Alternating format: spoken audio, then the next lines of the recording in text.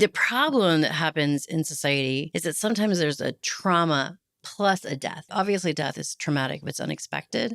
But if you have this person that called me and couldn't figure out how to get home, even though she lived there for 27 years, her dad had a heart attack in front of her. So not only did she see her dad die in front of her, the trauma, and then she had PTSD symptoms, but now she's got grief on top of it, right? Those together will make most people think that they're crazy or going crazy or definitely going to be institutionalized because it's too much on the brain, right? But if you don't even know that, if you don't know that trauma plus grief can equal a very uncomfortable experience, then you will tell yourself with what you have, I'm going crazy. This is going to define me forever. I'm never going to survive this. I don't feel like who I am, and I'm light years away from it. But if you had somebody tell you, well, that's because you've got two very giant things happening to you at the same time that most people don't experience at the same time. And this is a lot, but you're going to be okay. But first, let's deal with the trauma. Then we'll deal with the grief because that's the most emergent problem. So then processing the reality of seeing your dad die in front of you and with that, let's talk about it. And let's continue to talk about it until we can make it make sense. Hi, I'm Erika. And I'm Sean. And we are the Blanchards. This podcast is created to be a safe place where we discuss topics regarding faith, love, family, marriage, and everything in between through the perspective of an interracial blended couple focused on ministry and mental health. No topic is off limits. We're about to have adult conversation through the eyes of a Latina scholar, life coach, mother, and wife. Along with the perspective of a Black king, engineer, entrepreneur, father, and husband. We're about to take brown and Black excellence to a whole new level. Family Unlock starts now. Hey everyone, welcome back to Family Unlock, where we have Miss Dr. Emilia Ramirez. Back again. We're going to continue this conversation because we talked about death and the beauty of it and wanting to ensure that we have these kind of conversations. But then we started to segue toward trauma. And so trauma and how it can lead to unaliving yourself. Mm-hmm. And so I had this epiphany of, I think to break down the fear of death, I think it's also to discuss the trauma when death occurs and the trauma that's left behind. And you mentioned how a friend just lost their son through a murder, which was being hit by a car. Mm-hmm. And so the trauma of that, like sudden loss, because it reminds me of when Sean suddenly lost his father. Like he literally was diagnosed with kidney cancer and 10 days later he was gone. Holy. Mm-hmm. Wow. If 10 days. I don't remember it being that long. I felt like it was like 3 or 4. Quick. Wow. And for a long time, it felt like Sean was like disconnected with, In like, shock. he's gone, he's passed away. And then recently now he can sit in moments where he's like, I miss my dad, you know?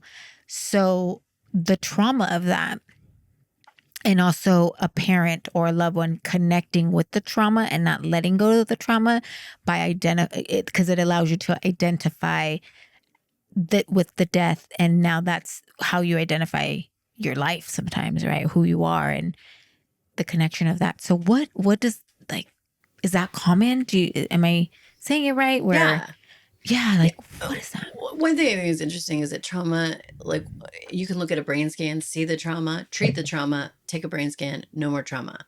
Like it's physically there in the brain. You can see it and then you can see it disappear.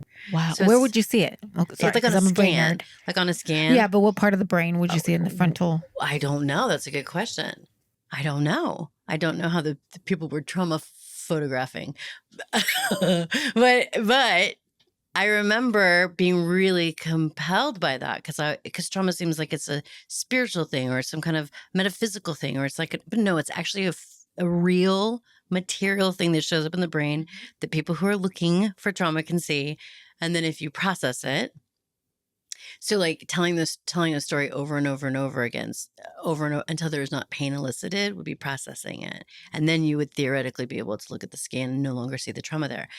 The problem that happens in society, and another problem because we don't talk about death, is that sometimes there's a trauma plus a death. Like obviously death is traumatic if it's unexpected, but if you have like this person that called me and couldn't figure out how to get home, even though she lived there for 27 years, her dad had a heart attack in front of her. Wow. So not only did she see her dad die in front of her, the trauma, and then she had PTSD symptoms, but now she's got grief on top of it, right? Those together will make most people think that they're crazy or going crazy or definitely going to be institutionalized because it's too much on the brain, right? Wow. But if you don't even know that, if you don't know that trauma plus grief can equal a very uncomfortable experience, then you will tell yourself with what you have, I'm going crazy. This is going to define me forever. I'm never going to survive this. I don't feel like who I am, and I'm light years away from it.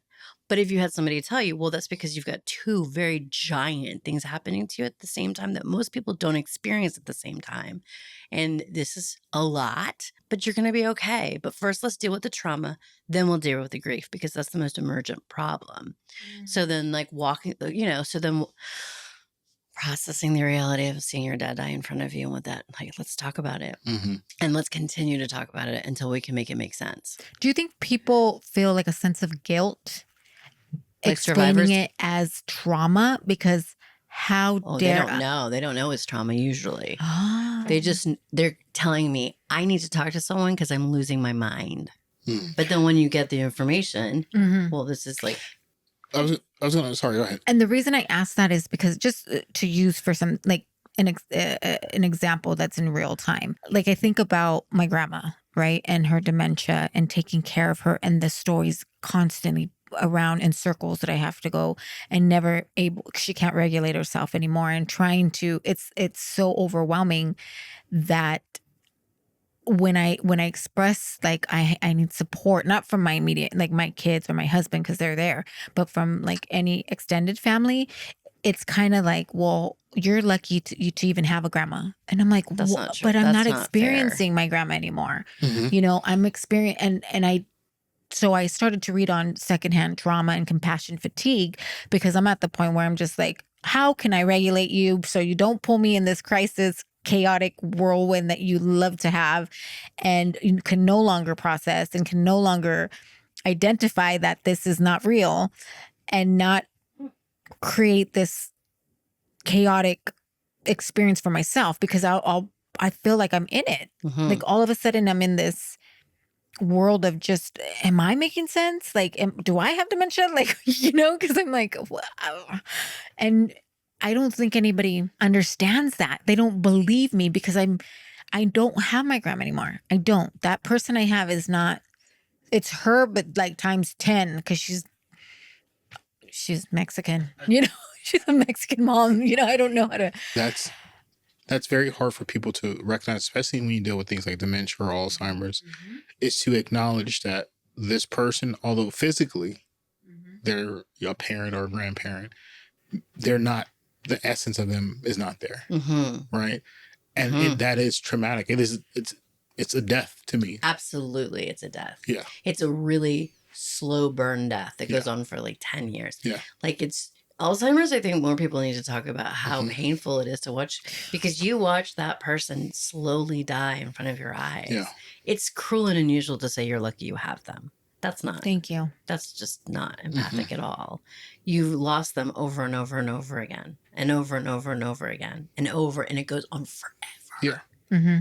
It's cruel and unusual. And I think more people should talk about it because it's so prevalent. But you also don't you don't want to dislike the person because that's what could happen. Right. And I think that's what people don't understand is that, especially when you're there and in the trenches doing the work, you're still very coherent as to what it is you can do and what's happening.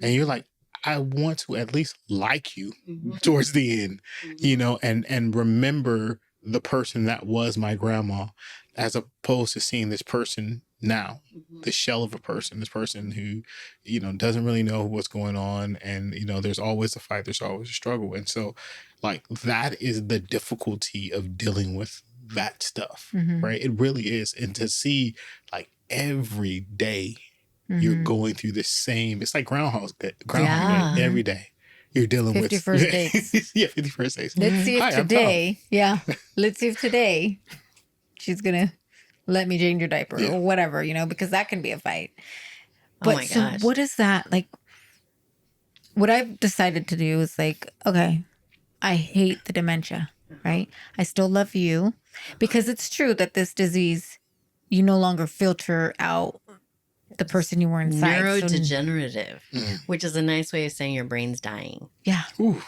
I mean, that's exactly what it Wow. means, right? Yeah. Mm-hmm. So if that person's brain is dying, they're not going to show up in their best form on most days. Yeah. But this is like the trace ends of a human, Mm-hmm. not the human anymore, which is why it's so unkind to say that to you.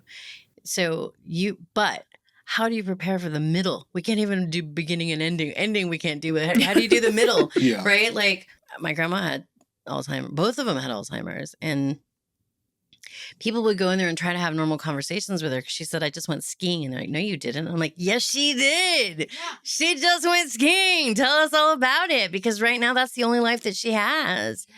And so like just going with the flow, right? But also like recognizing like the person who I knew is gone. Yeah.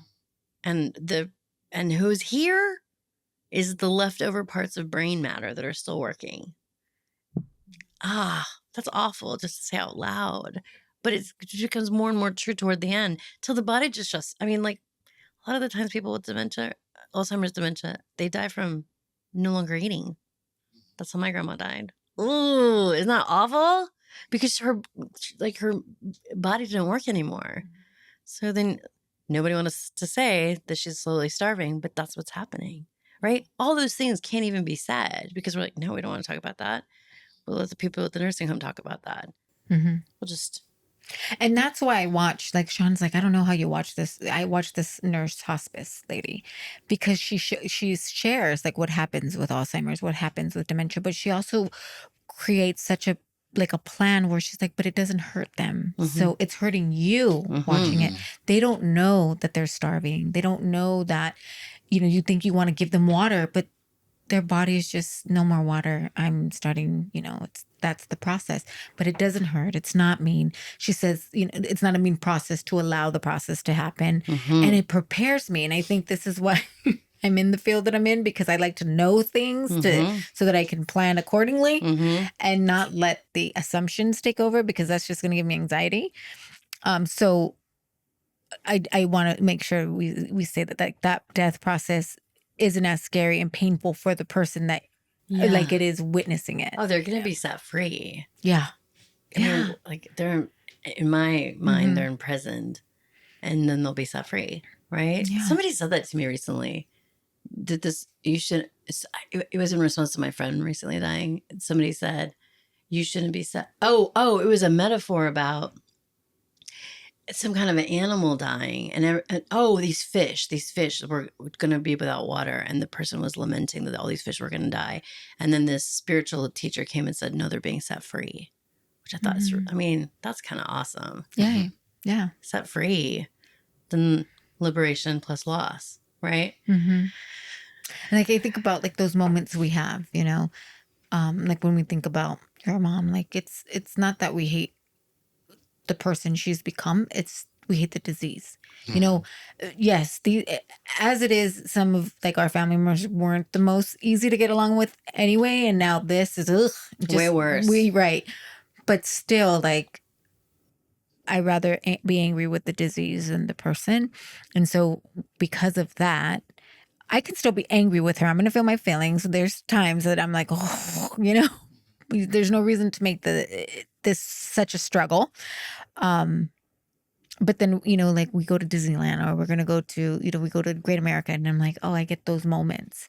Those are the moments I hold on to, because this process is so hard. Yeah, it's so hard. I was going to ask you, just from maybe a scientific perspective, is once you deal with an individual who has Alzheimer's or dementia, does it remove any filter that they have? Is this just this person in its rawest form, or can you explain that a little bit? One time I heard somebody say, I don't know who it was. It might have been Wayne Dyer, who's a psychologist, that as the disease progresses, the veneer of that individual, like that buffer that makes it so that I don't see everything that I think of out loud, just gets more and more thin. Yeah. To the point that they're just kind of like, I call this limbic mode, like just animal mode, animal style, like to use in and out parlance. Like, and when it's just animal, you know, like the spirit part, the regulated part, the higher self part, the developed part, the educated part, the mature part, all gone. Yeah. And then you just have this person in its rawest form. Like, this is who this person is. Well, I don't even know if that's who this person is. I think that's who this organism is, right? Because the consciousness isn't there anymore. I see what you're saying. So the if we think of if you think of the spirit or the soul that makes that person, I mean, the soul is still there, but like the essence of that person is not there. The characteristics, now, the personality, the characteristics, the values, all of it gone, right? Yeah. And now you're just it's kind of like when you have a dream and like the dream makes sense. And then in the morning, when you try to explain it to somebody, the dream doesn't make sense anymore. And then the farther away you get from it, the less it makes sense. I think the people that are in that state I feel like they're constantly in a dream state. Like nothing's real. There's no accountability. There's no responsibility. There's no consequences. Like my grandma, I think her best life, this is really sad, was in the nursing home, because that was the first time where she was able to like be who she was. And who she was when she was alive was very quiet and very polite. And who she was in the nursing home was like, she spoke Spanish. My whole life, she never spoke Spanish, and she cussed. She wasn't Hispanic. One time I asked her, "What's that lady's name, Grandma?" She goes, "La Bruja." And I go, "That is not her name." She goes, "Yes, it is." Yeah. And like, that's where she got to show up and be alive. But like, was that her highest self? No. Yeah. Right? Was that her without the veneer of behavior and behaving and not wanting consequences, like not having people talk to you anymore? That's not there in the nursing home. People just yell and scream at each other and call each other witches because there's no expectation for humanity anymore. Right? Which I think if you divide it, like you've got your spirit self, which is the frontal lobes, and then the limbic system is the animal self. And when you drink too much, you go into limbic mode. You're an animal. You can still do things like drive, maybe, right? But you're not going to make any kind of higher reasoning choices, right? You're just going to survive. You're going to breathe. You're going to drive. You're going to hopefully use your indicator, whatever, not hurt anyone. But so I think something similar, I don't know that scientifically, but that's what it looks like to me, of just kind of like we're losing the sophisticated parts of this person and we're just left with the organism and the biological and just like I can tell you a story about my dream. It doesn't make any sense, but that's what my experience is, right? But it's just, Alzheimer's is a tricky thing. I wish more people talked about, because it's so painful to have somebody physically there, but then not psychologically there, not spiritually there, not conscientiously there. Like their values aren't there. Yeah, that's how I was explaining it to the executive functioning part, the frontal lobe. Like it's fading. It separates us from animals, and then it's no longer being employed anymore because the brain is dying. Yeah. Right. So they're in their extreme carnal self, right? Right. Kind of like on how I'm picturing it. It's kind of like automatic. Right? You're on the, like when we tell, like, let's go outside, let's go. And she's like, for what? Mm-hmm. She's comfortable. She's in peace. She doesn't want to get out of bed. This is hers. There's nothing else surrounding her. There's nothing motivating her. Why would she want to go outside? Yeah, it's not. So like when we say, change your clothes. Come on, Grandma. Like, it smells a little. And like, come on. She's like, I don't care. Then don't smell me. Right. Don't smell it. Because she doesn't value it anymore. And she'll cuss me out. And I'm like, bye. You know, or I go, don't call me that, you know, but you know, sometimes you do feel like, what are you arguing for? Just let her. But inside, you're just like, you're so ungrateful, you know, you can't help. Yeah, but they don't even have that ownership. Yeah. But now, you know, just process, like they don't even know sometimes what they're saying is so rude. But then but then you can see their response. Like they know they've just hurt your feelings. You know what I'm saying? Yeah. I mean, yeah, I think you're still trying to survive your cells want to survive, even if your brain doesn't. Like your cells are still programmed to survive, right? Like you know, so how do you deal with that though? If you know, like, for example, like when I'm looked in the eyes and chingada, and I'm like, let's go. That's Then it. you just beat them up. But they Just know. kidding. Just kidding. Like, But like, let's how go. do you move past that? Yeah. Knuckle up, grandma. Okay, so people who don't believe the dreams are spiritual, I do think they're spiritual. Sometimes I think they're just dreams. Mm-hmm. But people who believe it's just dreams, it's just leftover data from the day that gets all like mushed together, and then there's the story. So then that is probably what's happening. Like whatever data I've got left on how to be a person or a human, I'm going to use what's available to me. And courtesy, compassion, empathy, not part of the plan. Those are higher order reasoning things, right? Like you're working just like with like survival, comfort. I don't want to feel pain. So if you're going to make me shower and take these clothes off and I have to do work, I don't want to do that. I want to stay right here with the least struggle possible. Right? Like it's because there's no living anymore. Like it's a slow death. And I can't imagine that the people going through that don't know that on some level, right? It's like, why would you want me to go do things that the living people do? So I was going to ask you this question. So with your grandma, you said, before, she was stricken with the Alzheimer's and dementia, she was kind of a quiet person, and she was nice and kind and whatnot. And when you got to that more feral side where she was just like that, how did you handle that? Like, how did you handle seeing this person who was one way, now seeing them that way, and seeing them being, aggressive and mean and whatnot? How did you address?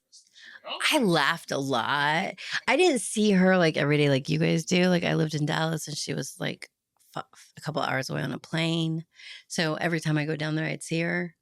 But I would always laugh. Like when she said La Bruja, I was like, that is not her name, grandma. And then I heard they weren't giving her coffee. So I got her like one of those toy guns. And then I made a t-shirt that said Natural Born Killer.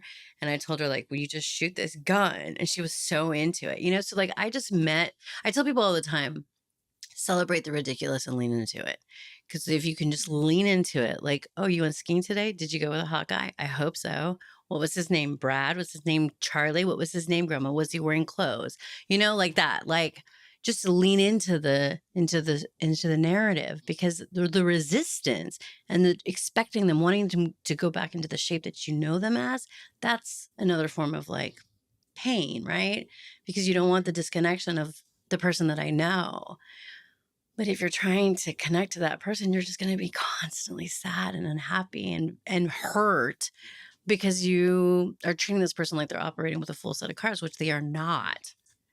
You know how I see that in like the psychological perspective of it is, now you're taking away a positive experience when you lean into that false narrative that they're creating, because now you're going to take away the was he hot, grandma? Was he when he went skiing? What kind Lean of, into the rather ridiculous. than that's not true. Stop saying that, Yeah. because now you're left with that memory rather than the, Yeah, I had a playing lot of into fun with my it. grandma. A lot of fun. Like just grandma. Like, yeah. I think with me, I struggle a little bit because my conversations with my mom it's the same thing. It's blaming, so, though. But yeah, it's blaming. It's like, she wants to go back to her house, right? Where's my house? Go get my house. Whoever's in the house can come out, and that's the the core of the conversations. So it's hard to get past it because there's like, well, you can't go back home. Well, I need to leave here. I need to do this and whatnot. So now my mindset when it comes to her, it's more of, okay, I have to hear this story over and over and over and over again. And, and then it becomes accusatory as to, well, you need to do this. And you're not doing that. And not realizing like, it's, you ain't at this house for a specific reason, right? I don't and even I give you tried the to keep details. it for Yeah. you. Mhm. But it's also, I find myself, I don't want to, I kind of pull back because I'm still very aware of what's happening. Mm-hmm. And a part of me still wants to hold on to the image of my mom. Yeah. So it's a struggle. Ooh. It's a struggle. I mean, you could talk about that for 5 hours straight, and I would never tire of asking questions about it, like how you cope with that, because there's a quote that says 100% of something is easy, 99% is hard, right? So like a final death you can accept, but like the slow transformation and change of that person from the original form, Like, man, I don't even know.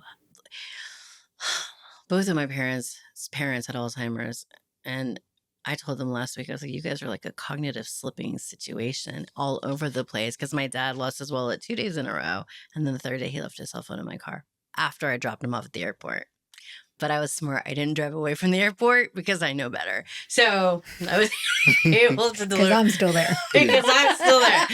That's right. So like that reality, if that happened, like, first I would wish that never to happen. Like, for just, I would rather sudden death than a slow death like that.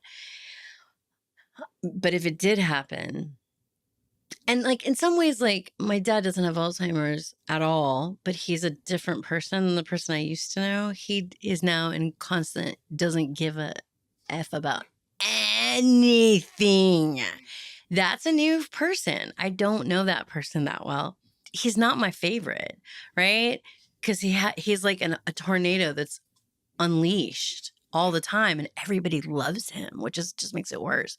So I have to, now I'm like, the part of me, like, there's a part of my dad I remember.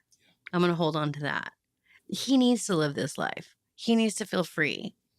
I want that for him. I don't like it at all, but I want him to feel free. And everybody seems okay with it except for his family members.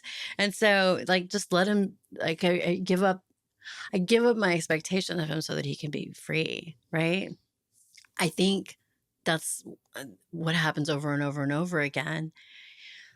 And for you, the best thing to do would be to hold on to that person that you know in your heart, and know that she's eventually going to be connected to you again. And right now, what you're dealing with is just behaviors, you know, like, it's awful. Yeah. But if you can recognize that these are behaviors, they're disjointed, and not my mom doing anything except having a biological experience, then I think that you can do your best to protect your heart from any injury that might come from. Yeah. She's not give yourself grace, because she's not intending to hurt you, right? She's just intending to, like, make her next moment survivable, right? Because that's where she is. But that's not going to be pretty on the outside, especially for somebody trying to help her, because everybody's going to be a bother to her and a nuisance, and there'll be no insight of, like, these people are taking care of me. How nice. Like, that's just not going to be the reality. It's like, you're blocking me from what I want. Yeah.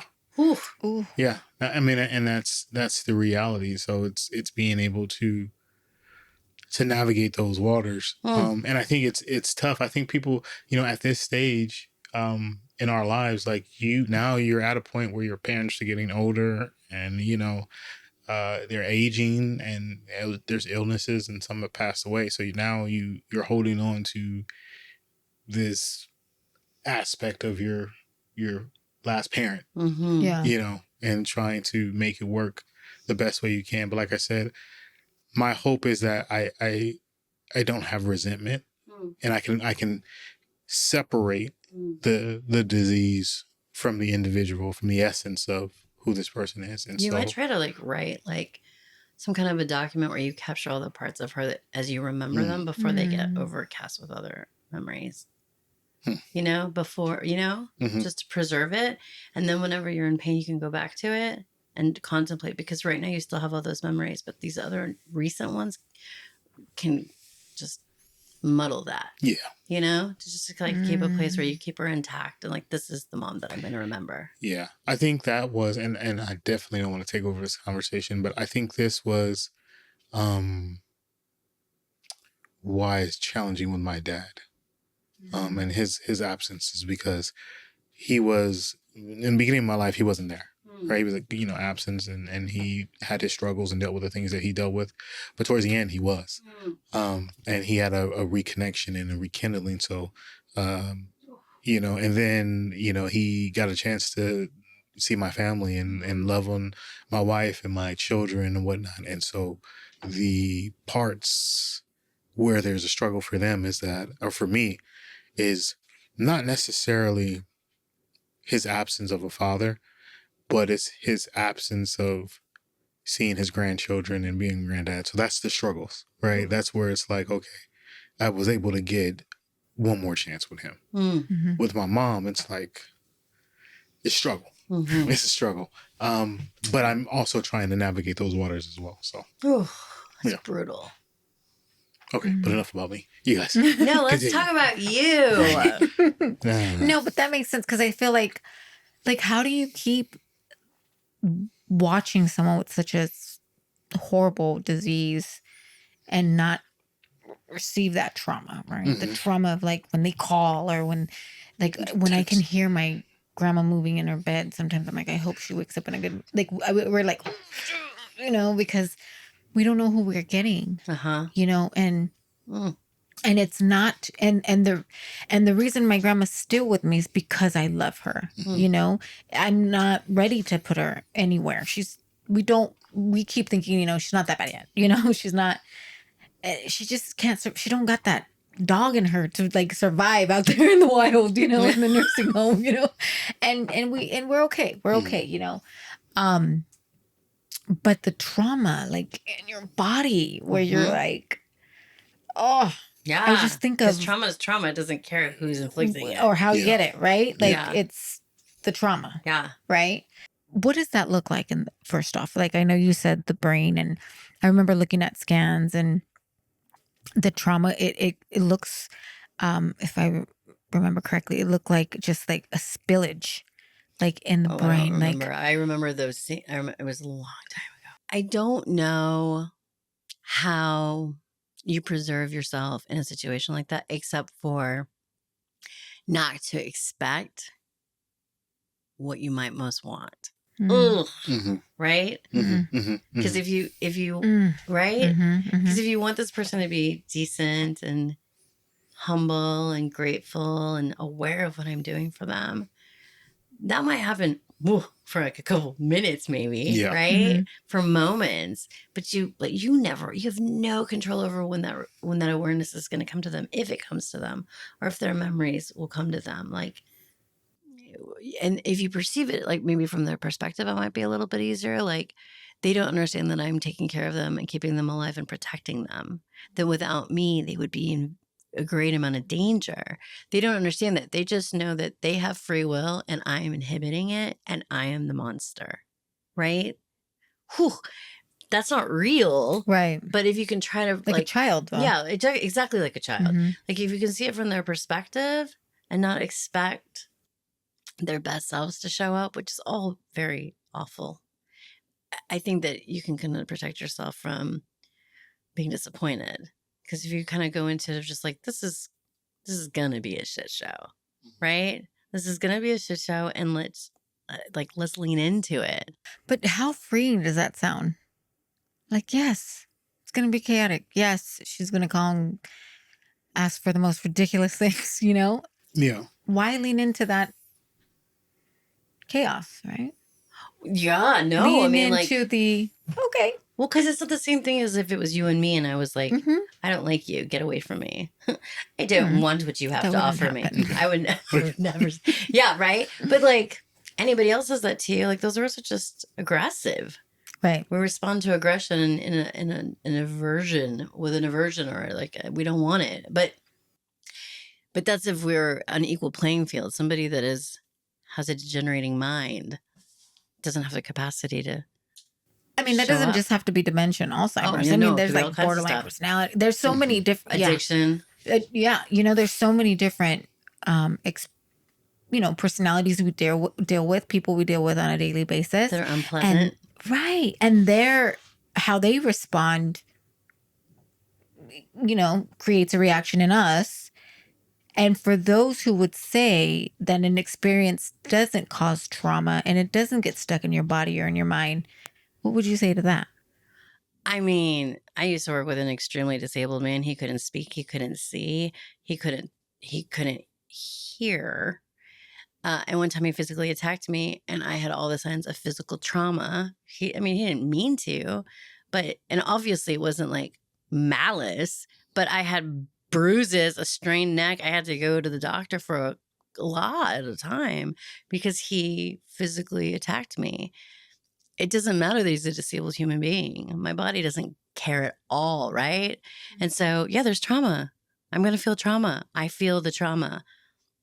Did he intend to hurt me? No, I still feel the trauma. The trauma's still real. I still have bruises. I have cuts. I had blood that day. Like it was, real. And so I think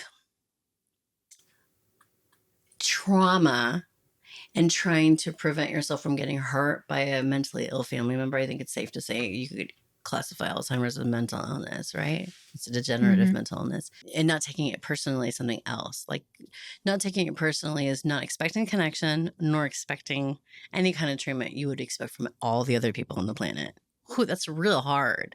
So if I ever go face this, and in the time that I have faced it, I've done it with ridiculous humor. You're just leaning into the madness. I'm going to meet your madness. I'm going to dance with you. Right?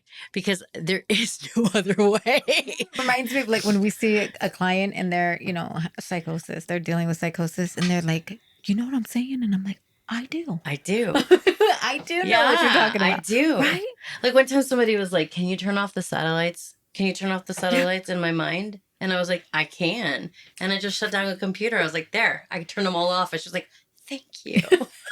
You're I love it. I mean, because what's the point? Because all I will do, I will then join her madness. If I try to like, no, there's not those, because she thought the football field lights were satellites. And I was like reasoning with her was not going to work, or else I was going to become as disjointed as she was. Right.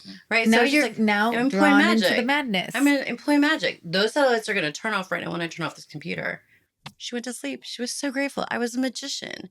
But like, right? But like, why don't we, we have to follow a script. We have to follow a script and we have to behave in a certain way and I have to behave like this is my mother and I have to be polite. No, I would be like, who are you today? And what are we going to talk about? And what are the things that you would like to do that you're not going to do today? And let's just go on a magical voyage in our heads and try to meet them where they're at with least resistance. Because then you can kind of flow with them. But if you're like, no, you need to you're going to take a shower and you're going to put on your clothes and then we're going to go eat lunch and then we're going to put you in the sun so you can vitamin D. And that person's just like, none of that involves free will. And I don't like you because you're telling me what to do, and I'm not a child, right? And I have some capacities, and I will use them to destroy your mood, so that you leave me alone, right? Versus just like, what you think? What you think they look like a troll? I also think I look like a troll, but like a cute troll. Do you think they look like a cute? Just play like with it. They're ridiculous. There's so much in it. And you can't change that. If they're in it, they're in it. Oh, yeah. And if you try to change it, you're going to cause yourself a lot of pain. Yeah. It's just like the path of least resistance. Like, just go with it. Like when we worked at that agency, this is the part that I loved working with her because there was no rigidity. Like I can't do it. So I would have a client and every time our job was to make sure they got their medications so they can stay in the boarding care, right? So we would take them every time. I'd take him to get his injection every week. And he'd tell me, remember when we were on the helicopter? And I was like, I do. It was awesome. Wasn't it fun? And I said, I'm usually afraid to fly, but that helicopter ride kicked ass, Like, he's like, I told you we should, next time, let's get on the helicopter. I'm like, you got it. And, you just got his medication. We went back, stayed housed, and that was the job. But I never thought of using it in daily process, like you don't, because you feel there's a sense of like you're letting someone get away with nonsense. But so what? Yeah. Because then you feel like you have to pick up the pieces, but do we really? No. Well, I mean, that's how I told you, like how it gets with Wella sometimes. Like she likes to play this hide and go seek with her her underpants. Yeah. And so I'm like, you got to change. And she'd be like, you know what I'm saying? I mean, she can't understand any type of English.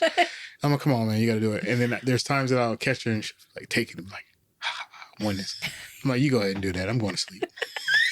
Like, I'll see you in the morning. But then you're just like, great. Now you have to change. Yeah, you have to change. You have to do all that, it's like added steps. But it's to me, it's like, okay, if you can. I'm just trying not to make myself go cuckoo. I think that's what you're trying to. You're trying not to take it personally and be like, look, I'm just trying to do my nightly job. This is what I'm called to do. But you want to. you want to create a little bit of structure because it's for the betterment of them. Like, you got to take your medications, you got to change yourself, you got to do things like that. I understand you don't want to do it, but it needs to be done, right? And so because they no longer can fit in this rigid schedule, sometimes I'm just like, Yeah. it is what it is. Yeah. I'll see you Sometimes, in the morning. Yeah. Yeah, she's like the medication. Like now we have to put it in her mouth, but she'd be like, "Oh, in front of us," and I was like, "I can see you," and she's like, "What? You can see what?" Yeah. It's like, not today. Yeah. She's a beast. Not today. Fine. Fine. You want heartburn? Have heartburn. Bye. Oh, wow. And then the next day, like, "Hi, good morning."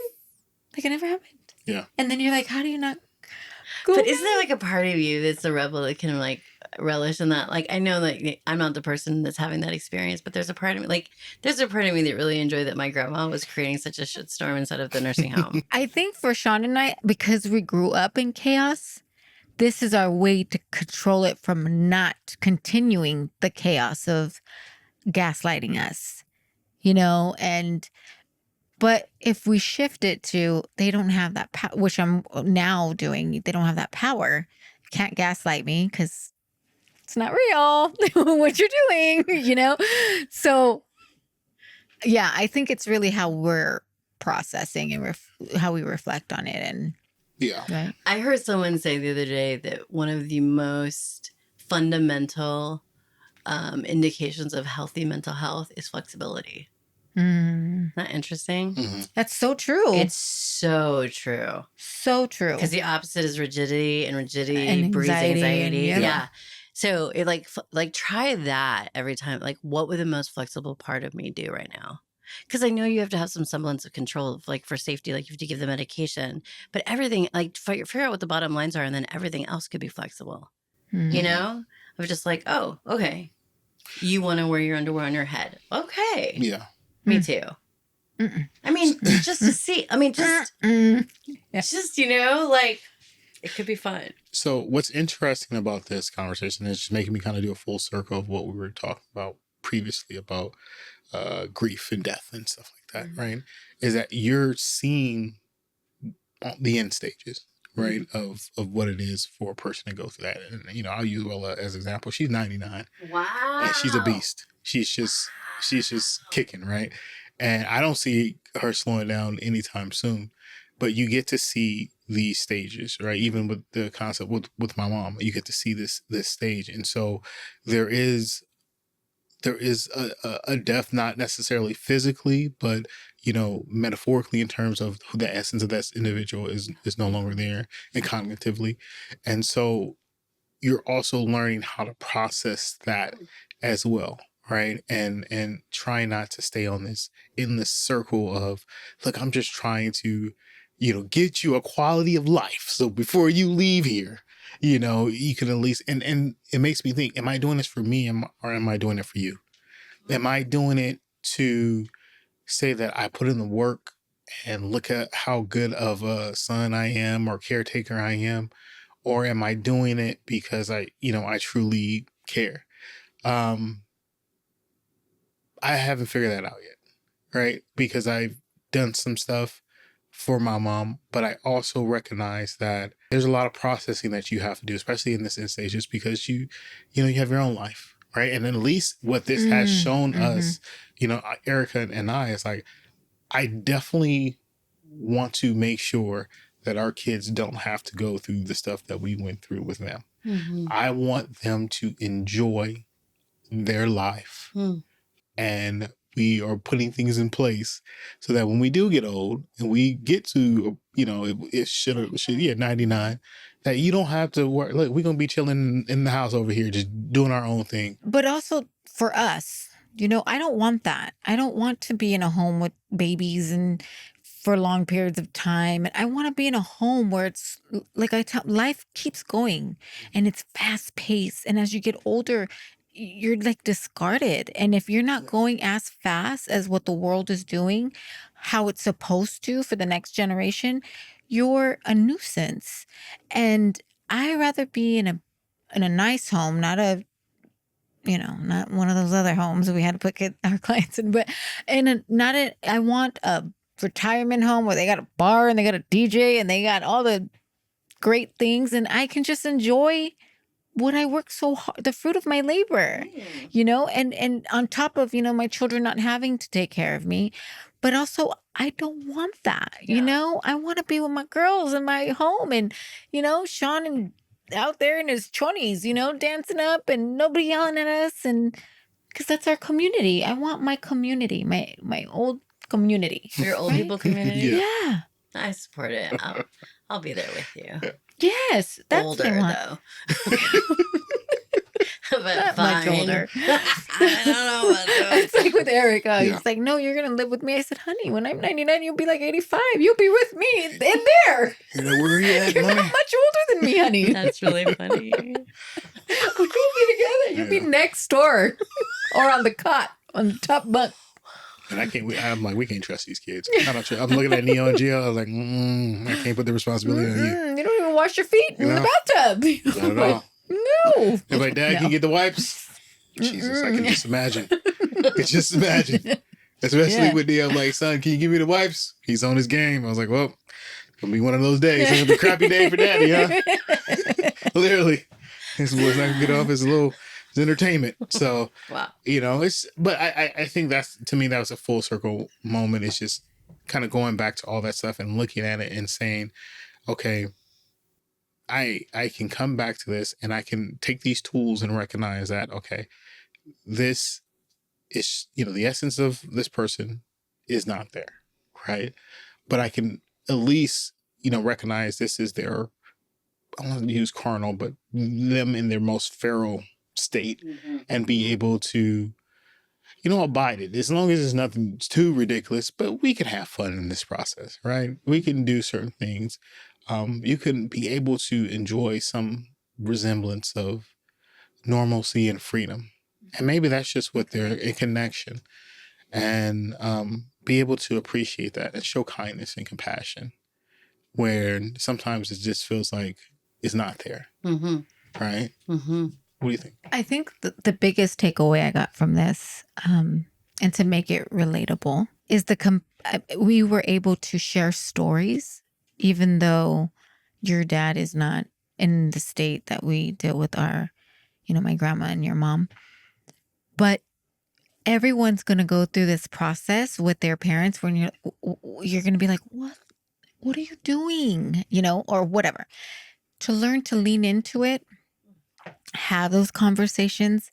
Yes, you're going to be at that age where you just can give I've done all the work I have to do. I can go around and eat cake for dinner and, you know, not have a meal, or I can tell that person, get out of my way. You know, you can. And as embarrassed as we get, because I think that's really what it is, the embarrassment of who these people are becoming, and they have no filter, but understand that this is part of the process. Yeah. It's part of life. Yeah. Yeah. And just kind of letting go of what you want or expect. Right? Like your dad had to be this man, this oh yeah, he was structured, a right? real honorable man. Talking about it like he's not here anymore, because that real honorable man doesn't have to be. He doesn't have to work to put. Yeah, you're an food adult on the now. He table. doesn't have to do that for you anymore. Oh, and nor does he. Like he stole a lamp from a restaurant, and yeah, I just walked out with it. And when I came around the corner, the people were like, we're waiting to see where he goes with it. I'm like, you're encouraging him. Why are you encouraging him? Like, he didn't walk out of the store, but he relocated it like 300 feet away. Yeah. He does not have Alzheimer's. And did you ask him why you did that? I followed him with a camera. I was like, what are you doing? He didn't say anything. He just kept going. Bzz, and then all the people were like, ha, ha, ha, ha, ha, ha, ha, ha. Oh, so you like the attention? Yeah, because he gets it. He gets it. Oh, I see what you're saying. He says, like... just the foolishness. Is that what you're saying? He asked our server to rub his forehead. And I told him afterwards, don't ask women to do things like that. Then he walked into a group of 10 Indian Americans, and they all rubbed his forehead. And there's a photo of it. And I was outside the restaurant because I'd given up by then. Right? He's like, You were somebody gonna rub my head today. I don't care who it's going to be, but somebody's going to do he told him, he was like, I told him it was good luck and they all wanted to do it. He just made that up. He made it up. It's good luck. They're cool. We all need to rub your forehead, 75-year-old man. Yeah. What is that? What'd your mom do? She was outside too. There was somebody inside recording it, one of our family members. But I was through a window looking and I was just like, I went in and I was like, he's not even drunk. He doesn't even drink. He was struck on. He's just on life this way. But like, that's a death. That is a death. Yeah. Of the dad that took care of me, the dad that was very, like, my dad taught me about honesty. He's spiritual. He prays every day. He exercises every day. He taught me how much, most of what I know about healthy living. And now he's acting like a teenager because he can. And so the merciful part of me, which I'm not totally tapped into, but I'm working on it. The merciful part of me is like, everybody else loves him. Why wouldn't I?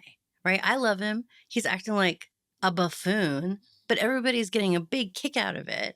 And that's more important than the expectation I have of who my dad is and how he behaves. I think it's not as tragic as it is with Alzheimer's, but I think it's still something. An iteration of that. Still trying to control.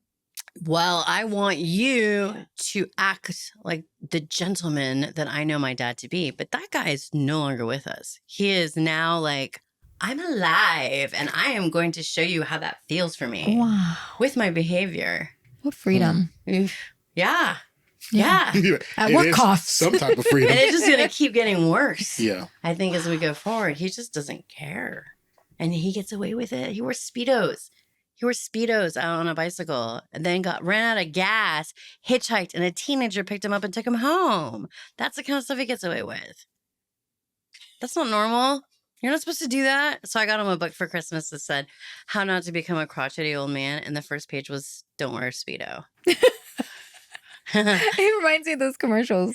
Those, when you don't become your parents. Oh, yeah. You know those, yeah. what are they, like Geico or something? It's an insurance commercial. Yeah. And so you're not allowed to wear certain things. They'd give him less. That's funny. But honestly, like the whole world loves him this way. Mm-hmm. He loves himself this way. So why wouldn't I love him this way? Because he's not acting like my dad.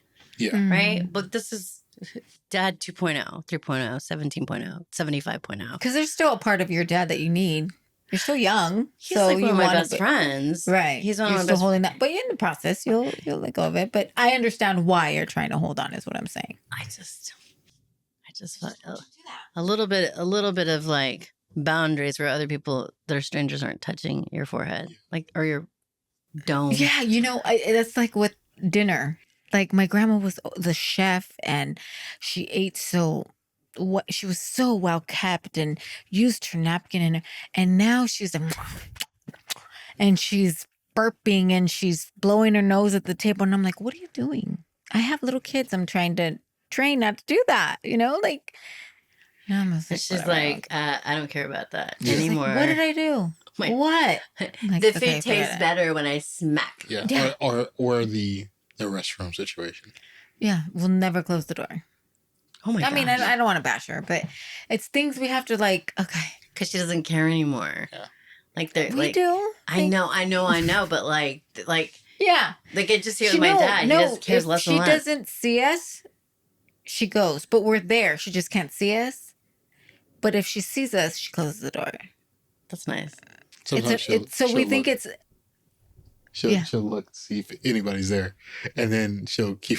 That's really cute. That's kind of cute. It loses its luster. Say what again? So is your dad. He is cute. He is cute, and you would love him. You would love him. I would love him. I would. Oh, yes, he's a beautiful person as he changes into all these other versions of himself, but probably happier versions than he's ever experienced. More free. But that is what it is. I could talk about this. I mean, this was so good because we don't talk about this. Mm-hmm. And then we wonder like why there's a shift in relationships with our parents. And then all of a sudden we become the caretakers, The parents. Yeah. Yeah. So it's the dynamic shift, but we can make it as smooth as possible. I mean, it's inevitable, hoping, right? We get to see that aging process with our parents. But this was wonderful. Oh, I love that we broke down trauma, because everybody thinks of trauma in a certain way, but this is just life trauma, right? And what it comes with. Trauma, death, and suicide. 3 things people would rather never talk about. Ever. But it'd be good if we did. I'm glad we did. I am too. I would so Great love to have you back. Okay. Okay. Come back and visit me. Always. All right. Thank you so much. Take care. Thank you. There. Toodles. Peace.